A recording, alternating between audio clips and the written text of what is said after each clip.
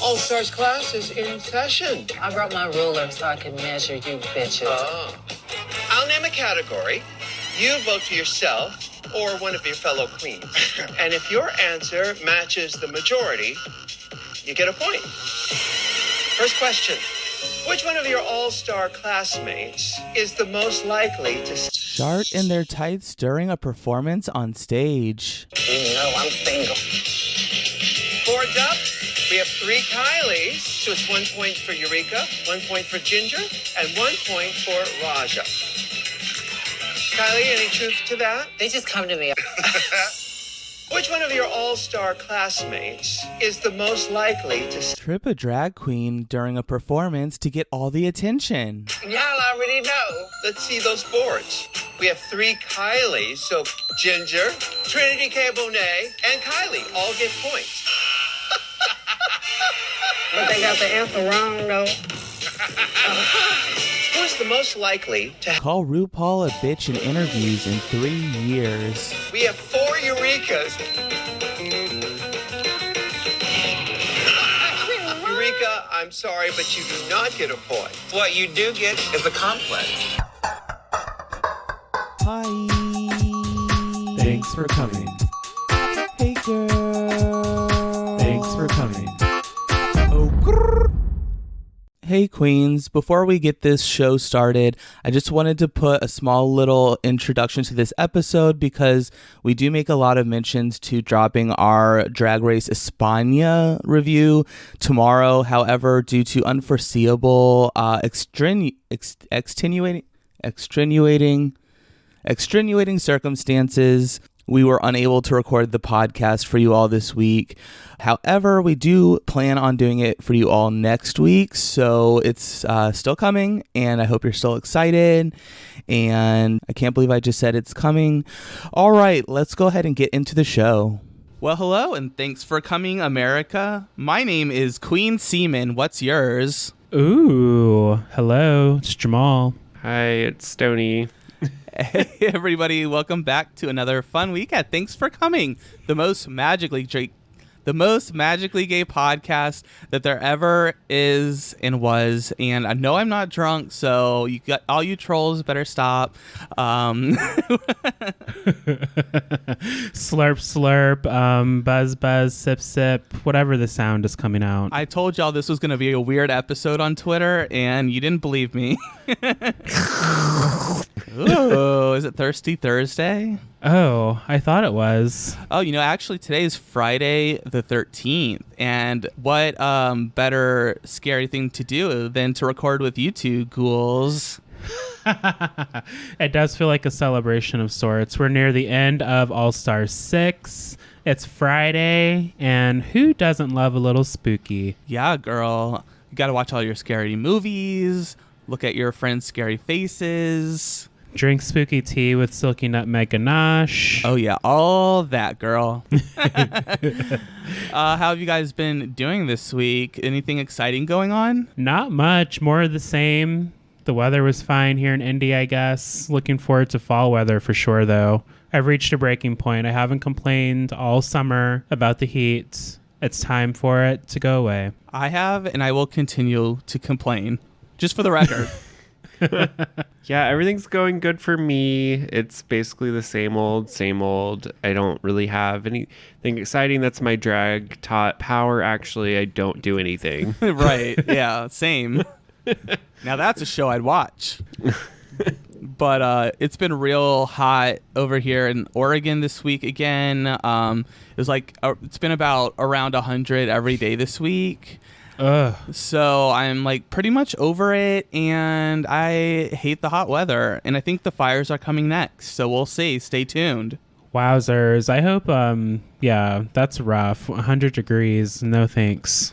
Yeah. No. So basically the world's like just ending. It's just a matter of time, basically. So happy Friday, everybody. Happy Apocalypse Friday. Who's excited to die? Me. Ooh, me. Do me next. Sitting front row in the flaming cart. That's right, girl. Well, let's go ahead and get started on this episode of RuPaul's Drag Race. We are, of course, super excited about this one. We're gonna speed run it. You know, we loved it, but we're just gonna speed run it so that we can just get it over with. Yeah. Because we loved it. We loved it so much. We're gonna give it the good old speeding bullet treatment. Yes, girl. Also, I'm tired. We're going to give the same amount of effort that the producers put into putting this episode together. Yeah.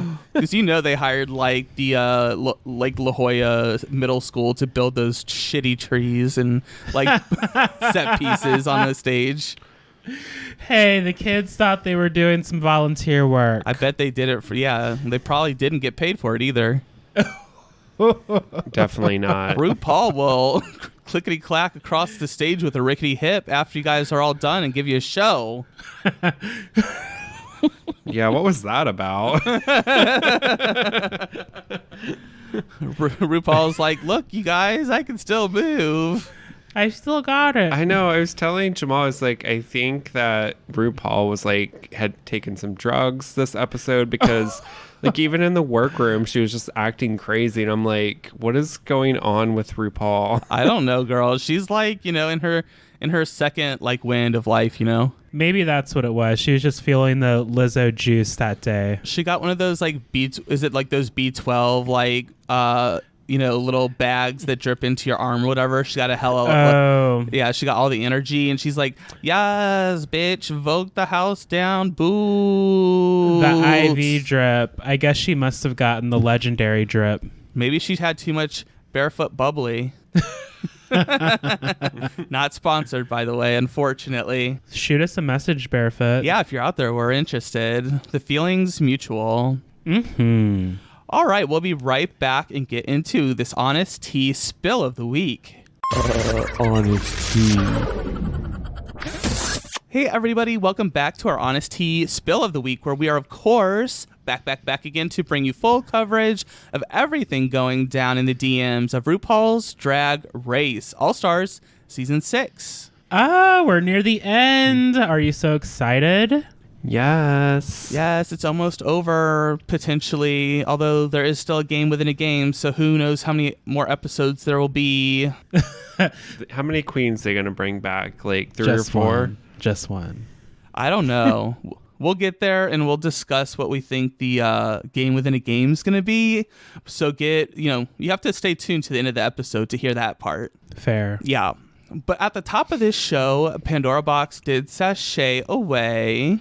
Bye, Pandora. It was nice to see Pandora back on the show. I don't think that they were fully ready for the show yet. Just mentally, it's a harder push, as we've heard from other queens that have returned to the show and had similar kind of runs. So, ta-ta for now, Pandora.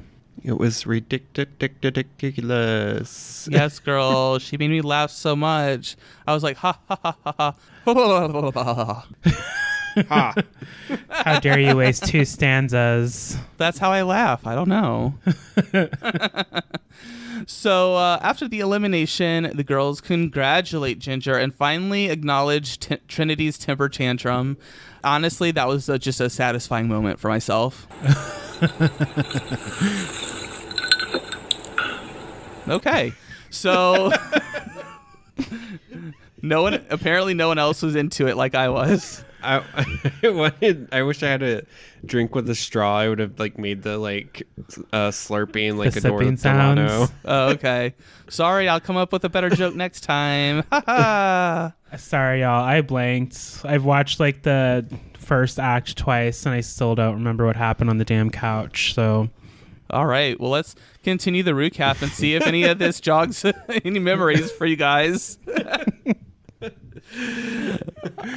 So yes, then Horny the unicorn appears in the workroom to give a TV message as a tease of this week's Maxi Challenge. And then the RuPaul actually comes in the workroom and tells the girls that today's mini challenge will have the girls picking class superlatives. How could this go wrong? Right.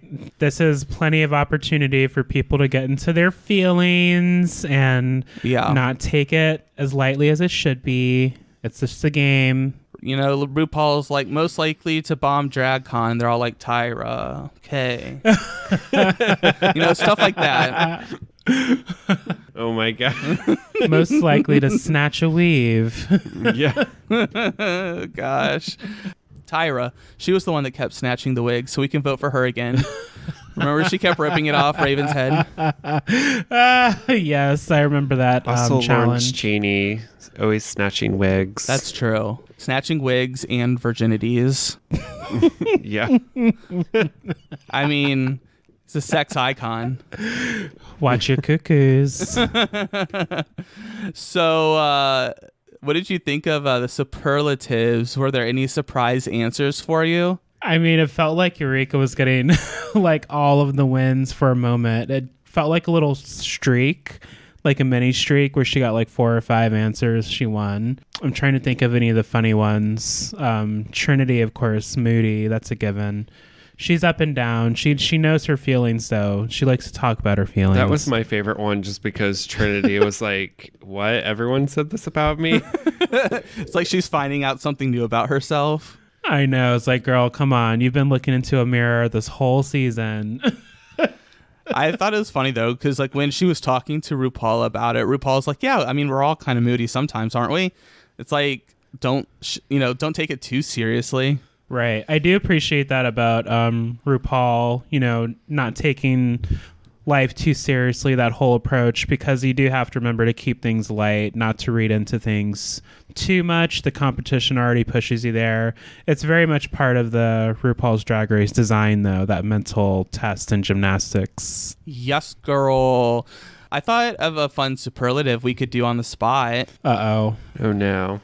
Who's most likely to quit the podcast first? Gee, I wonder who. Okay, I'm ready to reveal my vote. Okay, my vote's for Stoney. Yeah, Stoney. I voted for myself. Oh my gosh. We all get a point, girl. Okay, Trinity. So what do I win? Oh my gosh, that was hilarious when Trinity was pissed the whole episode at Ginger because she thought Ginger had like said her name to be voted off, but it was really just herself. It was herself. Like, you did that because you didn't want to vote for anyone else. Good thing they got that out before they went to vote. 'Cause You know? Trinity was like, fuck you, Ginger. She was holding a grudge. She sure was. Damn. You voted for me. No, I didn't. It's like, bitch, what? Where were you? She voted for herself and then got mad about it. I mean, she had a full tude. She really did. I was like, girl. Walked into her own trap, see? Yeah, girl. Well, at the end of this superlative contest, Ginger Minge and Kylie Sonique Love win. So congratulations. Good job, queens. Most votes. Yes, girl. And for the Maxi Challenge, the girls have to create a character for the failed television program Drag Tots. What is a drag tot, and can we put cheese on it? Ooh. I'll have the drag tachos. Ooh. Isn't like drag tots basically just Ginger Minge? Like, I feel like Ginger is a drag tot in real life. I don't know, girl. I don't know that I even watched the show. It is currently rated at a 4.6 out of 10 on IMDb. Shit. Not Ouch. bad. It's, like less than 50%. Not all of the ideas land. Technically, I believe that's an F. Well, Someone do the math. can't all have passing grades. Yeah, we all can't make, a program like AJ and the Queen, Burn. I would have watched another season of that show, though. I mean, I would have watched it, but would I have enjoyed it? That's a whole other question. Well, I would have watched it, but I wouldn't have enjoyed it. What you want to do is not what you're going to do. It's the mystery for me. Oh my gosh. So yes, we are going to make a character, and then they have to design an outfit to bring their character for life, and Yada yada. blah blah blah. I was like, damn, this is gonna be boring as hell. I mean, a lot of these challenges now are performance-based, so I'm not surprised that they have to come up with some kind of character or persona to present on the stage. This can go either way. It could be really fun, or it can fall really flat. I don't know. I guess it depends on what you like too out of the show. Like for me, you know, this was not enjoyable. It was not enjoyable, and two, we didn't get a runway this episode either. So I feel like a big part of the show to me is like the runways, and yeah. I don't know. I guess this was a runway, but not really. Like it just wasn't the same. Yeah, it was a little bit different. They gave them a lot of time to like make the outfit, barrel roll across the workroom, you know. Not only will she steamroll you in the snatch game, but she'll also steamroll you in the workroom. I guess they're like just giving them time to really like form the character, the lines, and the look. But yeah, I wouldn't use underwhelmed, but I wanted something more for sure. Right. And then they were like, you each have 15 minutes to fill on the runway. So make sure that you have enough ideas of movements and stuff like that to last for our boring 15-minute speeches about the characters we did. I would need some direction here because, of course, the judges are staring at you and getting their life. But in the moment, if you just don't know what to do with your appendages, or you're not a physical actor, you're like, this is the longest amount of time ever. Honestly, I think that Eureka should have rolled around on the main stage a little bit. That would have been good. Knocked over all the trees. See, I'm already more interested in that already, just thinking about it. She would be the villain then, and she would be a villain that we can all appreciate, like finally ending this stupid challenge. Yeah, because in the end, we'd actually like her because she ended the challenge. That's a good idea. They really missed the opportunity for this one. I mean, she is the elephant queen. Like, I've seen an elephant on Discovery tear a tree down or two. Yeah, girl. So Trinity, like we said before, has a complex because she got voted moody.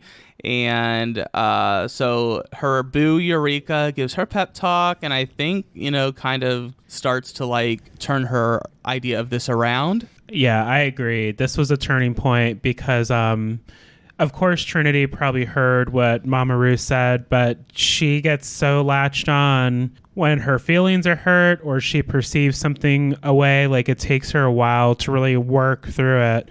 And sometimes it's too late. Like, sometimes she'll crash and burn with that attitude. And Eureka saved it because it turned the whole idea of the performance around. Like, and you were mad about nothing, so it all worked out in the end. She was in her feelings that day for sure. Oh, yeah. She was the self-saboteur, or whatever the monster is called, was fully present. Yes, girl. Speaking of inner saboteurs, Raja is completely in her head based on her talk with RuPaul, because RuPaul did not like the idea of her being Queen Seaman, and so she had to, like, kind of start over again, basically. Ru's using this opportunity as using this moment, these table visits, as an opportunity to workshop new characters for Drag Tots the reboot. Yeah. Also, I don't know. With Ru, it's like Ru's like, oh, like I can't pronounce words, so everyone else can't either. And I'm like, I don't know. I mean, I guess the semen thing, that did kind of sound like it, but I'm just like, Ru, calm down. I think it would have been funny if she's like, oh, should I name it Hiding Closet instead? Yeah. How do you like that name, RuPaul? Of course, it threw Raja off because she was like super confident about the idea, and then it's just kind of derailed when you're kind of just workshopping and in the moment. Like, this happens to me if someone's giving me feedback, or if I'm working through what you're saying, I'm like kind of quiet for a second and then I'll respond. because I want to make sure I'm receiving it the right way. But Raja took it the complete wrong way, and I'm glad it worked out in the end, but I was so worried for a moment. Yeah, because this is kind of what we saw in the Rumerican Horror Story Challenge, because Raja came in with a really strong idea of her character, and then when they were giving her direction and stuff like that, she kind of like became defeated as well. Yep. So Raja, I think she really, has evolved since then, obviously, because she did really well in this challenge. But still, I get it. It's kind of like if you're really like hyped on some idea and really excited about something, and then people are like, I don't know, maybe we should like not do it. Then it's like, damn, this sucks. Yeah, and it's okay for ideas not to be good. It's just part of the process. Like every idea is not going to win, and these are professionals. They've been in the business. So maybe just listen a little bit and you'll probably do fine. Yeah. They just want to see if you can take a note. Absolutely. Also struggling is Kylie Sonique, mostly because her sewing machine is not working. I would be a wreck. Like, I can make you a blanket or a scarf, so if something jams, I'm just going to kick it and hope for the best. Yeah. She was saying, like, because I watched the Roscoe's viewing party, and she was like saying how her sewing machine wasn't working, and that like when the other girls would like go to the bathroom, she would like take her dress over there and use her sewing machines. Oh my god. Damn. So I think that's funny, because I think someone finally revealed that like the sewing machines that they use are still like the same sewing machines from season 1. Are you serious? Yeah, that's what I hear. I don't know. I heard that somewhere too, that the sewing machines in the workroom are like really shitty. How are you going to update the space but not the hardware? Girl, that was not approved in the budget. That's some Trading Spaces HGTV bullshit right there. I don't know. They just need to give them the best of the equipment. It seems kind of bullshit to like be like, here's a shitty sewing machine. I mean, you're Good luck. passing out all these cash tips now. Like, give the all-stars at least. Give the seniors like the good shit, you know? I know. Can't you like get like a sewing machine brand to sponsor you and just give you a whole new set? Hello, come through, marketing team. Come on. What are we doing, PR? For real, girl. Well, let's go ahead and take a quick little break here, and then when we come back, we'll get into our drag tots and what's tot and what's not. I hope they drink their honey boo boo go-go juice. I know I'm going to. We'll be right back. Hey everyone, thanks for listening to our podcast so far. Thanks for coming. Right now, we're probably refilling our drinks, or maybe even gluing down our lashes again. While you wait, here's some things that you should check out. Yeah, remember everyone, you can email us, tfcpod@gmail.com, and tfcpod on Twitter, Facebook, and Instagram. Oh, and one more thing. You're not my real dad, and you never will be. Anyways, back to the show. Hey everybody, welcome back to our Honest Tea Spill of the Week. We are, of course, back again and ready to get onto the runway. Category this week, of course, is Drag Tots. Woo! Drag Tots. Sponsored? Maybe. Definitely sponsored. Yeah. Remember that one time we had like an 8-episode season 3 years ago? Let's come up with a second season. Let's bring it back. Everyone hated it so much. Wowzers. I really did not know what this show was, but okay, let's see this runway. It basically looks like a ripoff of like the Powderpuff Girls. I honestly don't know how they did not get like sued for it. Oh, yeah, the style, like the cartooning style is very similar. Yeah, I don't know. I'm just waiting for the cease and desist to put us out of our misery, you know? Uh-oh. Yeah. Did you see a special guest this week was Arantxa Castilla-La Mancha from Drag Race España? Oh, that's who that was. Yeah, Arantxa XCX. Oh, I get it now. Full disclosure, listeners, we've only watched the first 2 episodes as of this recording of Drag Race España, and we will be watching all of the rest tomorrow. So marathon weekend. Somebody decided to put off watching España this week, so we're gonna binge it and then give you guys a nice podcast maybe next week where we'll be more excited. So if you didn't like this podcast, there's another one coming for you maybe next week. I mean, this week was like up and down, so we'll definitely have more energy for sure. I'm way more excited to talk about Drag Race España, to be honest, but here we are back on All-Star 6. Yes, welcome our special guest. Lovely Yes. to have you, sis. Thanks for coming. All right, let's go ahead and I guess we can go one by one and just let us know what you thought of each person and their dragged hot, starting with Trinity K. Bonet. I'm pleased with this. The makeup was fierce. I like the idea of doing like an animal of some sort. It gives you more material to work with on the stage and your kind of voiceover content they've created. Yeah, I really like this because I thought it was like a good concept. It was fun with like the ball that she had, and like she could just do like the catwalk or whatever. So I don't know. I thought it was a fun concept. I liked it. I think that her outfit is really good, but I will admit I tuned out from not just Trinity's runway, but all the rest of them about 10 to 15 seconds into her performance. I was like, and this is boring. And then I was... No, most of them I was like that. Yeah, and I thought Eureka's was the one that entertained me the most, and then they were like, bye, bitch. I like blinked. I was checking an email or something and missed Raja's. I was trying to remember Eureka's, but I remember her, giving the Eureka energy, which is great. Ginger, doing more of Ginger. I think Ginger played it safe for this category, which, I mean, if you know you're good at something, just keep serving that. It's not like RuPaul's going to get tired of it from Ginger Minge. Yeah, Ginger was good, and actually her dress looks really nice. It was nice. And her umbrella looks really nice, and she did a really good job. Like, I feel like as far as the outfits, I think hers looked the best, in my opinion. It was the most polished. Overall, it was the most polished look and presentation. I did really get into Raja's, though, because after going back and watching it, it was a lot of fun seeing her move on stage and really embody the character. I was getting Steven Universe vibes, like she could be a crystal gem or something.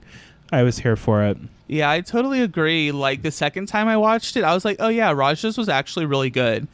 So, like, once I actually gave it another chance, I was like, okay, go on, Raja. And I liked all the little eyeballs. It was very Pan's Labyrinth, very, very cool. And I like that she painted all purple, too. Yeah, this is doing one color correctly. Like, this is how you play with one tone or one shade, one color, and mix in the different shades and really make it come together and pop.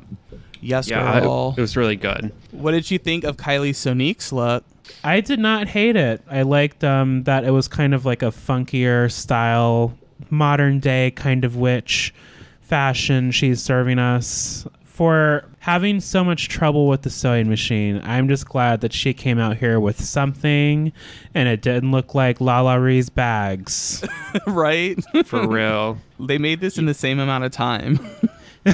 I mean, we know Kylie isn't like the greatest at sewing. I think we knew that from the earlier design challenge, but I feel like she did a pretty good job. I mean, it wasn't my favorite, but I thought it was well put together, and she accessorized very well, so that helped. I feel like the accessories could have hurt her a little bit. Like, she could have done more with them or left one behind and maybe had the range and flexibility to do a little more with the character. I mean, you're coming out there as a witch, like, go for it, Yeah, her outfit probably could have done with a little bit more, like maybe a little bit of jewelry. I don't know, like that way it's not so like costumey. Yeah, it's very punk rock, like chic off the rack right now. Like, this is like the expensive outfit for Halloween at Hot Topic. I think some jewelry definitely would have elevated it. I mean, to be fair, this is the elevated version of Sharon Needles' entrance look. But so I guess we'll give her that. But yeah, Eureka was looking. I liked it. I mean, it was a gown, which is nice, and she has a nice big crown, and it definitely reminded me of like an evil queen for sure. You could see this person on Once Upon a Time, any of the evil queen princess shows. They'd be kikiing with all the other Maleficents. Yes, girl. So that was the drag tots. They did have the little animated characters, and with the ones being voiced by Bianca Del Rio and Latrice Royale also giving commentary to the performances, which was kind of interesting, but also kind of like too much, because between them and like the 4 other judges, it was like a lot of the judges. I never like it when they do this stupid like animated thing on the runway. Like I remember like season 9 when they did that, and it was like they had like, I don't know, to pretend to be like cartoons or something. I was like, this is so stupid. Like, can we just do like a normal ass runway, please? Yeah, girl. So the winner of this week's challenge is Raja, racking up her 2nd win. Well deserved. Good job, Raja. I'm so glad that they came out of that cloudy little funk they were in after receiving the table talk notes. I like to see that she turned it around and she got the win. Now she has 2 going into the finale, or episode before the finale, or episodes before the finale. Strong. Yes, girl. Oh my gosh. So the rest of the queens are in the bottom. Not a great place to be right before the final 4. Leaving some room to mix things up. How are they going to vote? Will it be on track record, or are we getting rid of the strong hose? We'll find out. It's so crazy. So crazy. And I this part, I just felt like it was worth bringing up because it made me laugh, and it's kind of fucked up. But when they're in Untucked and Eureka's like, Trinity, look at me for a second. And then all of a sudden just starts crying immediately. And I was like, girl, what? I thought about that too. It's like, hold on. Maybe it was just timing. She wanted her attention to talk, but I'm like, the emotions are real, but she's like, look at me. And then the camera turns, Trinity turns, and then the waterworks start. Yeah, it was like 0 to 60 and like real quick. Yeah, I feel like she's filmed too many episodes of We're Here, like where it's lots of crying. So she's like, hang on, here's my moment. Let me cry. Yeah, well, maybe she was crying because she had just farted and it smelled really bad. Maybe it was a genuine moment. Maybe it was editing, but I picked up on that too, Seth. I was like, when they do stuff like that on the show, I'm like, girl, this just looks ridiculous. Like, now you're making me the asshole for laughing at Eureka because she's like crying out of nowhere, and that's not my fault. I'm not taking the blame for that. Seth said, that's not me, it's you. That's not on me. That's on you guys. So then Raja, of course, has to lip sync for her legacy. Her lip sync assassin this week is the one we finally got that we were expecting to see this whole season, Cameron Michaels. She's here. Welcome back, Queen. Lip sync assassin verified. Yes, girl. And they gave her a nice upbeat dance track by Charli XCX called Boom Clap. It was perfect for Cameron. Yeah, it was like the best song ever for lip sync. Oh my gosh, that just like smacked me in the face. That was Charli XCX was the guest judge. You called her that. They look the same. I've arrived. I got confused. See, I got there, listeners. Oh my God, I am funny. I've only seen 2 episodes of España, and it just clicked, so it was a good joke. Okay, we're back. Yes, we're correcting the record. I am funny, and moving on. Cameron did do a cartwheel. Cameron did a cartwheel. And she waved her cape around a bit. She did do. She was taunting Raja because Raja could have given us some more. Like, you can't just come out here and do, like, this sexy pet your hair thing. Like, that only goes so far on certain tracks. Like, we have to be versatile queens in these performances. I just wasn't feeling the energy. I'm glad that she had the opportunity, though, to win and work for the cash tip. I just wasn't connecting with Raja. Yeah, some people were like suspecting that she was like not doing her best because she didn't want to be the one to like send somebody home. Oh, see, okay. Maybe, but that doesn't make sense because are you just going to go back into the workroom and not show your lipstick to the queens? Well, by that point, Eureka's gone, though. Right, but the queens still want to know what your lipstick said. But also, like, wouldn't you want to, like, get $10,000? I mean, Yeah, I need some new shoes. I mean, not. She could just win the whole thing and get 100,000. I guess. Fanspiracies. We'll okay. never know. We will never know. Raja, if you're listening and you want to come on the podcast, please, you are more than welcome. Yes, girl. So like we said, Cameron does win the lip sync, so she gets to pick. Well, she doesn't pick. She tells what the group picked on who should go home. And for that group pick this week was Eureka O'Hara. I felt it coming. The queens, they love a track record. And at the end of the day, Eureka has not won anything as strong of a queen as she is. Right. I think that was a good choice. Like, I think for me personally, I think the bottom two for me were were Trinity and Kylie. I would have definitely put Kylie in the bottom. And then from there, I feel like it gets a little bit more difficult. Yeah, I don't know. That's just because I really enjoyed Eureka's drag top more than some of the others, more than Trinity's. But, let us know who you would have put in the bottom two. So, yeah. So then, of course, Eureka's takes off her, starts taking off her drag. And then RuPaul's like, wait, you have to lip sync again to get back on the show or whatever. And it happens right now. This is like the first change we've seen with these fake out goodbye messages. It's not like you're still in the game. It's go to the main stage immediately. It's like, oh shit, bitch, dry your face, slap on some fresh wig glue. Yeah, now we know it's getting real. Yes, girl. I thought it was really funny. She's like, oh no, you're not going to catch me without a wig on. That was funny when she was running up to the screen. Yeah, she was slapping just some shitty wig on. Just snatched one and put it on her head. I know that's right, sis. And then she put on her jumpsuit that she was going to wear when they were going to do the girl group. Remember when they were fighting crime in different states? Yes. And a nice pair of potato shoes. Yes, and a nice lime green wig. So I think, that's a good lip sync outfit. It gives her flexibility to like move around and stuff like that.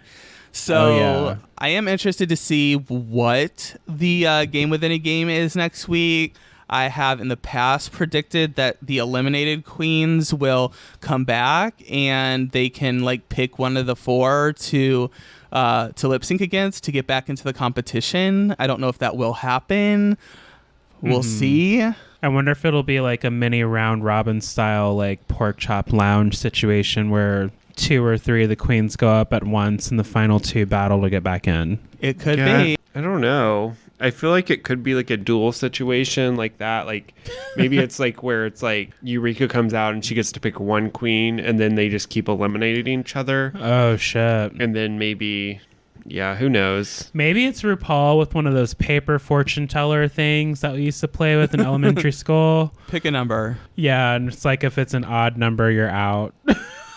Or maybe she'll have her big spinny wheel and then like she'll be like, all right, this person, Pandora box. Let's spin it one more time to see who she's lip syncing against.